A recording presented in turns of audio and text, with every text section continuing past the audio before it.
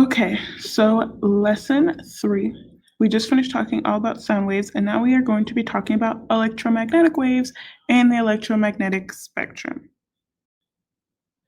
So, electromagnetic, what does that mean? The electromagnetic spectrum is the range of all electromagnetic waves. Electromagnetic waves are known as electromagnetic energy, electromagnetic radiation, or radiant energy. And all that means is that you may hear electromagnetic waves referred to as any of those terms. So this is a picture of the electromagnetic spectrum. And again, this is the range of all the electromagnetic waves, right?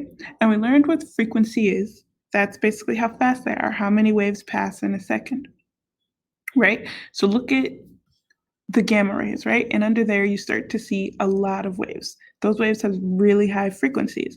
Go down to radio waves, and you start to see that they have lower frequencies. Then at the bottom here, it actually has the wavelengths. Now, those are in scientific notation, something you haven't quite learned a lot about in math yet. But basically, those numbers above the 10 tell you how many zeros. So if it's a positive number, that's how many zeros after it. If it's a negative number, that's how many zeros before it. So yeah, that just tells you that we're working with really big numbers here. So that basically just tells you have shorter wavelengths, the faster they are, longer wavelengths, the slower they are. And you learn that from the last couple lessons. So now we have radio waves.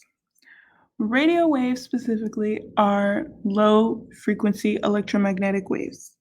And remember, low frequency means longer wavelengths. They're about 10 centimeters. You need to know that. All right, so they don't actually carry any information. The energy from them can be used to create sound waves, right?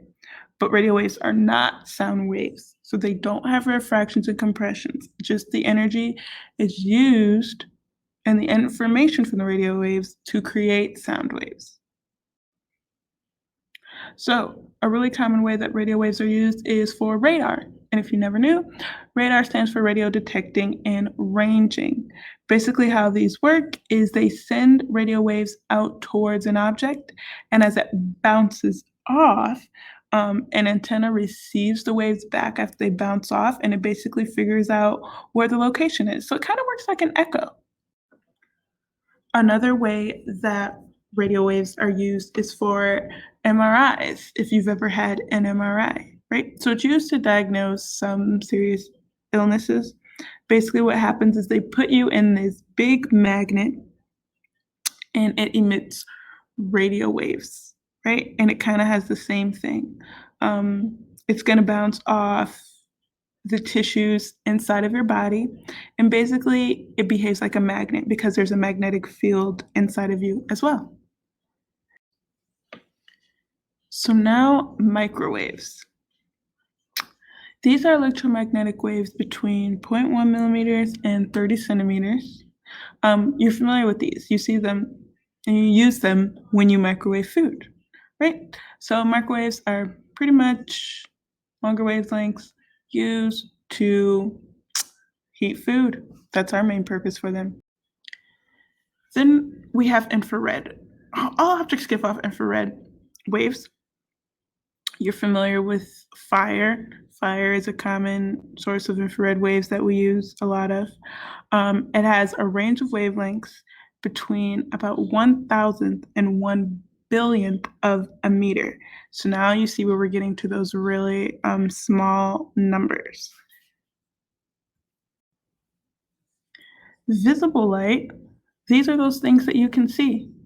Visible light is a range of electromagnetic waves that your eyes are able to see. The range of wavelengths is between 7 billionths to 400 billionths of a meter. So that's a wide range from 700 to 400, but also a billionth of a meter. So Out of all these waves in the electromagnetic spectrum, there's a small section called the visible light spectrum that we can see, and this is where all the colors of light that we see are presented.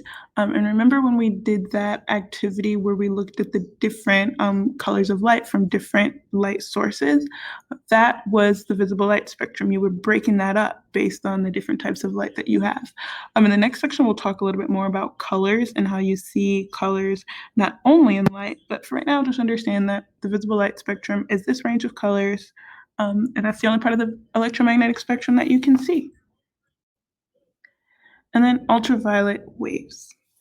Ultraviolet is another part of our electromagnetic spectrum. Wavelengths range from about 400 billionths to 10 billionths of a meter. So overexposure to UV rays can be really harmful. You hear about when they say you go out in the sun, the UV rays are what can give you skin cancer, which is true.